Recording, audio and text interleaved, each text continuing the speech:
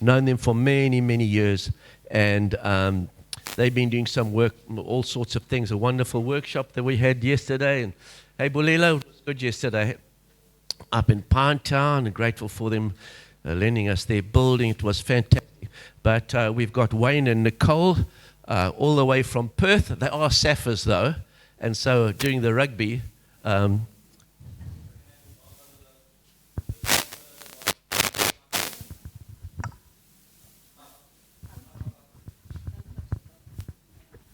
is that the... Okay, so we've got some brand new microphones, and looks like I don't know how to use them. Okay, that's a different... So you can hear it going in and out this morning. But Wayne, Nicole, so wonderful to have you.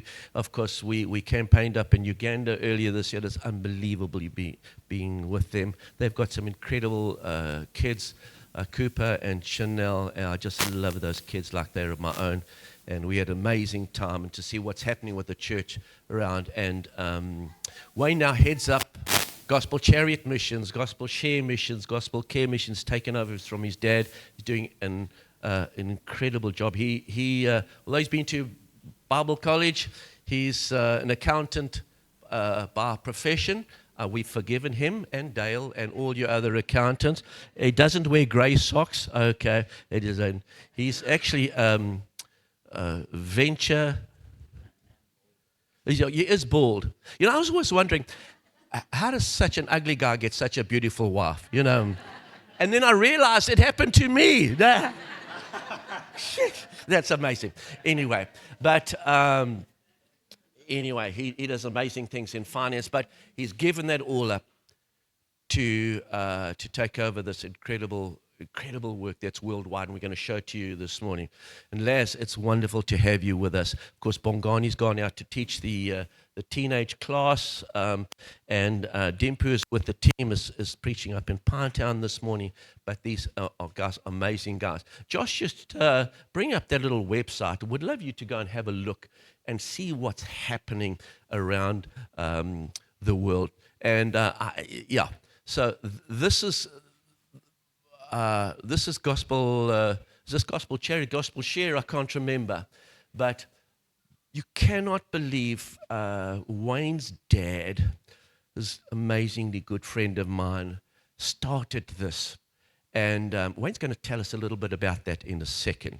But this ministry has gone viral around the world, and just taking the gospel to the people of the lost.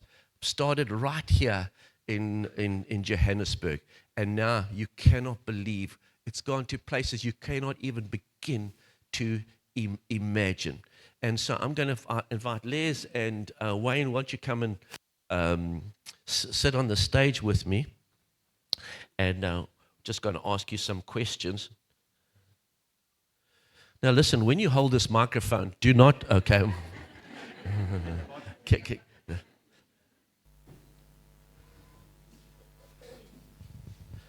Don't move the chairs. I specifically put them like that.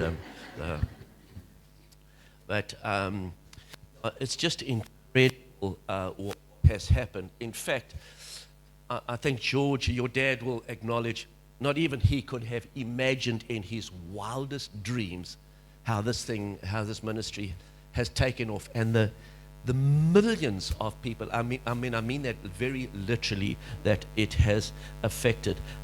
Wayne, why don't you just tell us, how did it start? It's probably coming on now.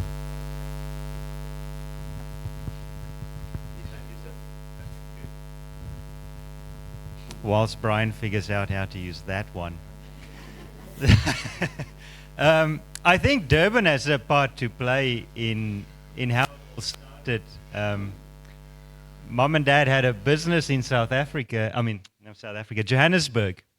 And they moved to Durban in 1990 or 92, around there. And when they went to Durban, they met Brian, they met Ron Potberg, Yankel Friedman. They were all working out in Mamsam way. And Dad often says this: the man that converted him in Johannesburg chased him away. And so he was kind of brought back to the church, yeah, and encouraged to go to SABS. And so went to SABS 3 years, and I think that's where Shannon, your face is familiar. You were probably up around the same time. And then when he finished, he went to work, and he just felt God calling him to do more. And that's where it started. And then World Bible School, because of Ron and the connection there, and started working as a follow-up teacher. And so people that are being taught from America, he would, when they finished the course, go and study with them and baptize. As I think George visited you, Machona. So Machona got converted by George through World Bible School. And then Dimpu and Bongani. So that's where it started as World Bible School, really follow up. And then the first Chariot was built in 2000, only about 6 years after. Before you tell them about that first chariot, so how many chariots were around the world? How many chariots we got now? 9, and a 10th being built. A 10th is being built, and I don't know if you might have seen them on some of those pictures. But tell everybody how the chariot started with the sign on Dad's car. Yeah, so when he was doing the World Bible School follow-up, he put a World Bible School sign on the side of his car. So we were those cool kids at school that would be picked up with a World Bible School sign on. And so that's where my humility comes from. And if my dad was early, he would normally recline his seat and put his foot on the dash too. And so, yeah, those are the early days. And then always it would be on the weekend because people work. And so he would follow up and meet someone on a weekend. And then when the Chariot started, big red, it had to have the World Bible School sign on because it was going to be more of that. And so the dream was leave Johannesburg and just go into Africa. And send the message, 10 o'clock, Sunday morning, main post office in Lusaka, and the Chariot would be there, you couldn't miss it. And that's the kind of the idea in the beginning. And it must be a church on wheels. It must have a baptistry in, because that's what it does. It goes to find these So every students. weekend, the truck would go and be parked at the post office, Yeah. and people would go there. World Bible School, by the way, is a free Bible correspondence course, and it's had millions of students, hundreds of millions from around the world. And George was connecting with these people who needed to know more and to be connected to churches and stuff like that. It's incredible. So I've actually saw and it's still available, the very first Chariot in terms of the trailer that's still parked up at the campus in Pretoria. And he has an amazing thing. So there's 10 chariots around the world. The very first Chariot has done how many million kilometers on it? Over 3 So the odometer goes to 1 million, 99999, and then switches over. And so we don't know exactly, but we think it's the third. So it's 3 million and something. 3 million kilometers that truck is 25 going, years. preaching the gospel. The second Chariot has done over 2 million. Yeah, 2.2. And so tell us where those chariots are and where they go. So there's one. The first one is now home, Pretoria with Laz. And then the second one starts in Pretoria and then goes all the way up to Tanzania. And so it goes normally Namibia cuts across the Caprivi Strip into Zambia, and then Zambia up into Malawi. No, Zambia straight into Tanzania. Makes a hairpin, and down through Malawi, Mozambique, back to South Africa. Two great men, Robert and Layman. So they start 1 March, and they're away from home, and they return home mid-November. So they've just finished. And they're 2 by 2, and they've been doing it for how many years? That Chariot has been theirs for probably close on to 6 years, 7 years now. And the other chariots? Okay, and then there's one in Kenya. Home is Kenya. Small town close to Lake Victoria. Other side of the lake, there's another Chariot, Ugandan Chariot. Then there's one into West Africa, Nigeria, Ghana, and then there's another one in Liberia. And the Liberian one runs up and down the west coast from next year. So the west coast of Africa, from Accra all the way up to Senegal. And so that's really doors that have opened through the 4 Fields discipleship training. Then we did our first one in America 2 years ago, and that's been exported this year to Mexico. So his home is Mexico now. and it's actually on its way to Cancun. So if ever you want to go on a nice Mexican holiday, Cancun is where all the Americans go. And so it's our first time to go there. Never did we think God will lead us there. And then in the Philippines, we've got a Chariot. And they've had earthquakes and flooding, typhoons all this year. But every time there's a natural disaster, the Chariot seems to be in another place. So that's Well, as he said, that you might find this interesting. Not one of those chariots carries insurance, not one, and we've never had a disaster in all that time. So, and what's happening in South America is nothing short of. It's a God thing. Yeah. The way it's taking off in. Tell us about Fernando a little bit. Yeah, Fernando. He used to be this sponsoring church that we work with in the US. They've got a Hispanic church, and he used to be the preacher there. And in COVID, churches didn't meet, but we were training, and so Mike, who worked with us, invited him to come to the training. And that website we just looked at, he does that. He started training into Latin America and just about every country you can think of. And so just a phenomenal man, and joins us all over. He's been to South Africa, he joined us in the Philippines this year, and just a servant. And to him, it's like when he did discipleship, his eyes just opened. This is a preacher who's been preaching for so many years, but he believes God saved his life, and he's going to give it back to him. And so we all learn from him. It's great. I'm going to come back to you. I want to hear about the Bushmen in Namibia in a short while. But Les, tell us, what do the trucks do? What do the trucks do? And right, the trucks has been a good tool for the churches of Christ in reaching out to the lost. okay, And one thing, our truck for mass evangelism. We go into an area where the church is not doing well, and in our arrival for that week, we definitely fire up everyone in the community, and masses of people come to Christ. So that's what you can be excited to be part of it, because it brings hope to the lost in our villages and communities and cities. yeah, so the trucks stay in place at different times. Sometimes 3 months.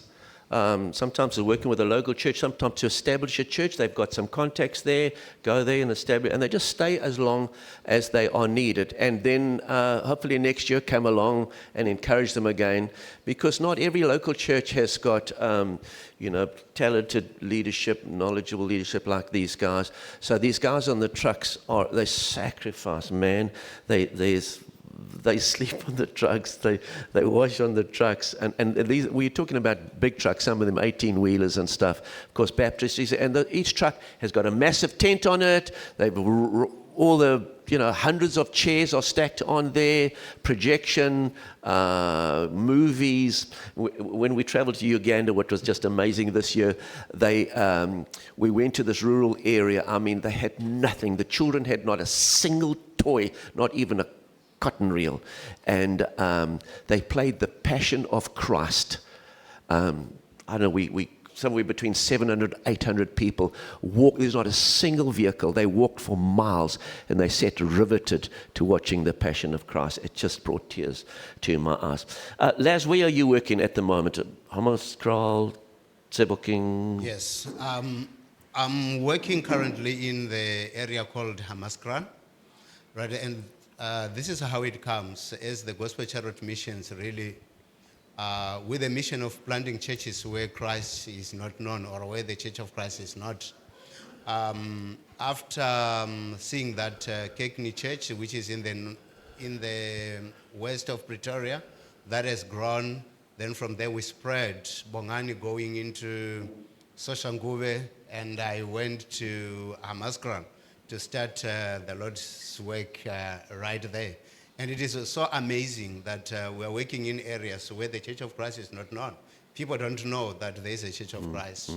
And it's amazing to see people who love the Lord, and there's no one that is reaching them. Yeah. Les tells an amazing story. I'll let him tell it, but there's some areas that are kind of a no-go areas for church and Christians. Les specializes in the areas. Tell us the Sangoma story. Okay. All right. Where we are meeting currently, it is an area that is known for zangomas. So people would say that, right, it is a no-go area. You cannot work in that area. You cannot bring Christ in that area. So we find our space there, and we started worshiping right there. So then the neighbor is a Zangoma, and she was not going to church. They were not going to church. But for the first time, because we were there, they are part of our of the church. Praise God for that, because it is not our work and God's work. Then the neighbor to the Zangoma, these guys are like a cat and a rat.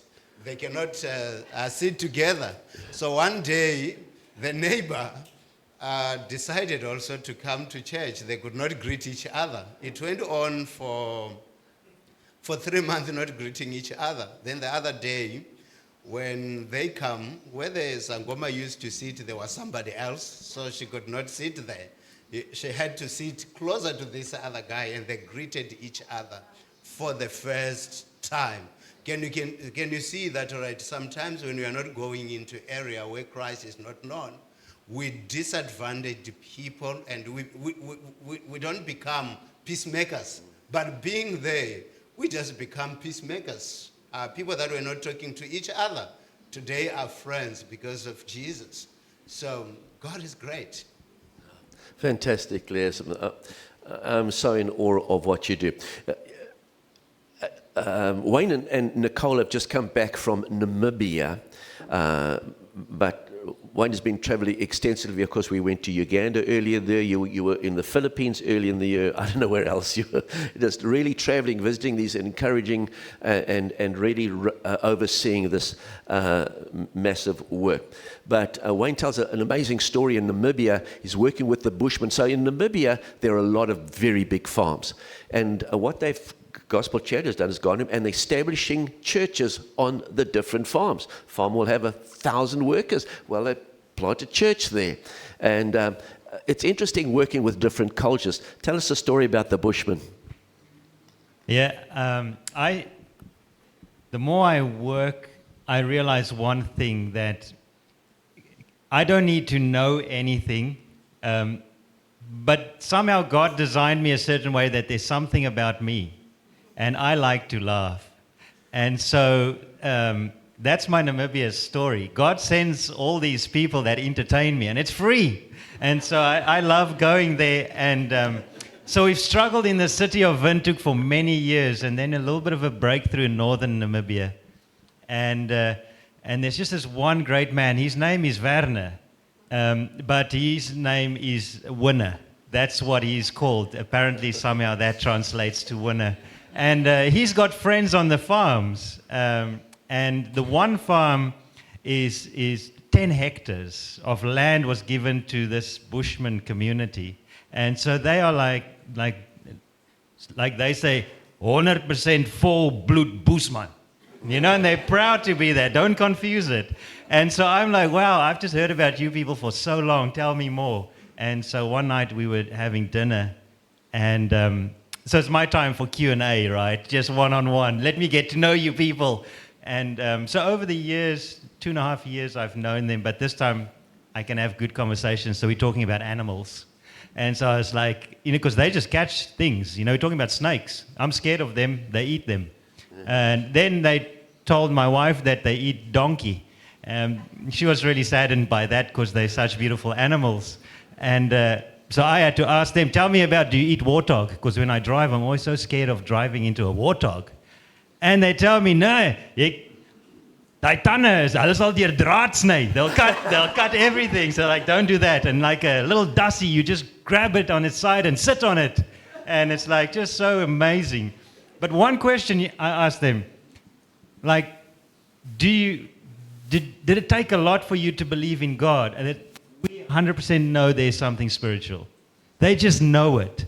And so there's none of this convincing that sometimes we play this mental gymnastics to convince ourselves there's a God. They just look at nature, the way things work, and they're convinced there's a God. And then they work on the farms. So there'll be a community of 4,000. About 1,000 people would work on a farm. And a lot of the farmers, they're South African farmers. And as we know, there's one thing that people who live on farms like to do when they've got downtime, is to have a drink. And then Monday morning is staff attendance drops off. And so they welcome us because we are that little light on the farm. So a lot of the farms you'll have a church, maybe a Catholic church, 100 people. And so we've had a breakthrough where we're starting to establish Church of Christ on these farms. We've got one, we just call it Farm 6. That's what it is. It's in a town called Tsitsibis. They're about 80 to 100. Church is 4 years old. The second one is in Tsitsibis on the Bushman farm. So there's the one brother lives here, the other brother lives here, and we've built a church building in the middle. And they come, they're about 2 years, about 18 months old, and they average attendance 30 to 40. And so they're just welcoming us to the farms because they really see us as salt and light. You know, what difference can we bring? But they're phenomenal and incredible people when you get to know them. And that's what I say. If I have a willingness, that's all God wants. I don't need to know something, just a willingness. As much as we work in Australia and you get burnt out, and I go there, I'm encouraged by just listening to a story of a donkey. And their love for that, right? And then our presence and that willingness to have a conversation about God, it all grows. And so I think that's kind of what I've learned from the Namibians. God wants to use each one of us, but all you need is a willingness. A willingness. Then He's going to send someone to talk to you about what you like. And all He wants from you is relationship. That's all they want. It costs nothing. It's beautiful. I think sometimes we're so worried about going out and sharing our faith, but it starts with a relationship. That's it. That's why it's not about the cold call. It's about developing a relationship and sharing Jesus. I tell you what, over supper last night, these last 2 days, I'm in awe of every one of these men have established churches. You know, Dimpu, who's just left us now, and Bongani and Lazar, they're establishing churches, and they go there and working with them till they're grown up. Some don't work out, they go another area, whatever. Wayne and them have planted a new congregation in Perth, and you were saying this is what churches should be doing, just planting other churches. Tell us about that. There's a lot. I think the closer I get to it, the more I go, let me understand more. Can I tell you a story about 1980 and the church, how we kind of got to where we are? It's the time globalization takes over, or Margaret Thatcher, Ronald Reagan, and we're going to export our manufacturing to China, and a lot of good things happen through that. And like Nike went to the universities, Harvard Business School, tell us strategy, so did the church. And I think this is really what kind of got my head around this church planting thing, and that's why I want to share it. So there were 2 churches in America that went to Harvard Business School and said, help us grow the church. They asked the same questions they would ask Nike, they would ask Walmart, and that is, who's your customer? Second question is, what does your customer want? And then the third thing, what's the best delivery mechanism? And so, of course, the church sat there and thought, okay, let's answer this. Who's our customer? Anyone that wants a life that works. That's our customer. What is the question? So who's your customer? Anyone whose life works. And then what's the best delivery mechanism is the one that really switches my mind into gear. Sunday worship. And all of a sudden, everything focused on Sunday morning. That is kind of this 1980 to today. If we can do Sunday morning well, the church will grow. And so there are some churches that could do that really well, and they grew. And the churches that were smaller would all look to the big church as the model. If we can do that, then we will also grow. I can't sing like Brian sings, and so I could never plant a church to get there. to that size. I cannot preach like Brian preached. I can never. And so we're all looking to some other church as a model. But then we say, okay, let's look to the Bible. How did Paul do it? How did Jesus kind of go about this? And it's relationship, relationship, relationship, relationship. Compassion, compassion, compassion. And so when I think about church planting, it is this idea that God has gone before. God is doing it. I must forget kind of what I know to perhaps what he wants to do. And every time we plant a church, I'll tell you the Perth story, God sends people. Mm-hmm. He sends people. I like that. I don't know, you can maybe explain your story, but today I feel we're attracting people that want to grow spiritually because of the way we do church. And I don't know, they just find us. We don't necessarily find them. And at the same time, we don't try and grow big. We try and plant another church. We don't want people to come to us. We want to go to people. I do believe that's the story. But then Laz will tell you what's happening in Pretoria. They are growing big. On the campus, that church is, yesterday we were just doing a little test about it. So the campus church, Kirkney Church, was started in 20 or 22? So they tried to plant a church, it failed. They did another one after COVID, that's 60. New people, Timpu says. So that's great. Bongani in the community, and they started and that's grown to 60, and now you in Hammanskraal, 30. And so, I don't know. I didn't know those people would be part of what we do, but somehow God has got people. And I always say, there's someone, I explained to the guys in Namibia, there's someone who's having a conversation at home, we need to go to church. We need to become part of something. We don't know about those conversations. But then somehow, when you're there, you know what's one thing I found about a church plant, if I can just say this.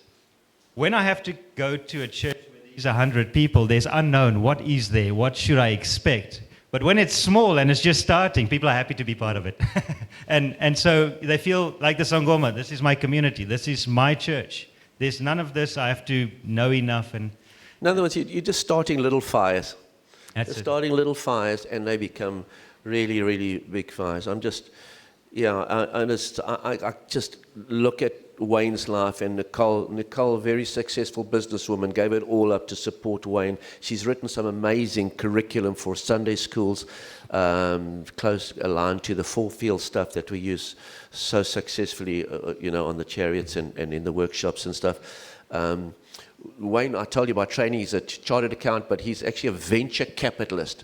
Now, if you don't know what that is, don't talk to me. I don't know what that is either, stuff like.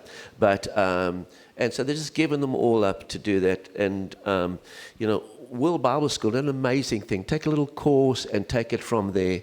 And all these guys now are highly qualified to do the work. Laz, where do you see the future of the church in your area? Are you excited about the future? I mean, are the fields still white unto harvest? Yes, I think I'm excited with the future of the church because of what we are already doing. Let me share with you one of the stories of the church that was started by our dear brother Chris Berg. That was years back there. Good work that happened somewhere closer to Varambat. When he started the work there, they used to send somebody some money to go and help that church for many, many years. Then after that, the brother that was working in the area got the work at SEBS. Then after getting the work at SEBS, he could not get back and help the church.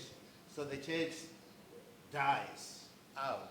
For 7 years, they were not able to meet and partake because it's only women. So then what did we do when we find that? We went and share with them the SWOT method. and help them with the SWOT method. Then after a day of sharing with them the SWOT method, they were able to meet as women, sharing God's word amongst themselves. And since then, it is already 6 months since we meet with them. They are still able to meet together. That shows that, right, if we can continue doing like that. Hamaskara has been a difficult area for many, many years. But through discipleship, we see the future differently, because we become the breeding ground for the churches of Christ, where the Church of Christ is not known. I want to believe that not through us, but someone else that we are training is going to do the Lord's work in the area. So I'm excited to be part of it. Thanks. I'll tell you what, the work you guys do is hard, because you don't go where there are churches, you go where they aren't. That's the hardest work as well. So I think we will just leave it at that. There's so many other things that we can talk about. But guys, thank you. So Les, you guys do such a fantastic way, and thank you for your leadership. Your dad is, I know, immensely proud of you and Nicole, and you've just taken what he's done and you've taken it up to another level. And we look back often in the office and we talk about this, and I always want to share it. God was able to do this through him because he always trusted someone. And it's not what I can do or what you can do, it's what God can do through you. Every time a chariot is being built, he doesn't take the key and put it in his pocket even. Someone goes and fetches it. Someone drives that. And I think that's what God's vision is. If I have to try and do everything, I can only do what 24 hours allows me to do. And I hope to get rest. And so my encouragement always is, I just need to encourage someone. I don't know who I'm encouraging and what they are willing to do. They may be willing to take a chariot key and drive 2 million kilometers over a span of 6 years and be away from home for 9 months a year.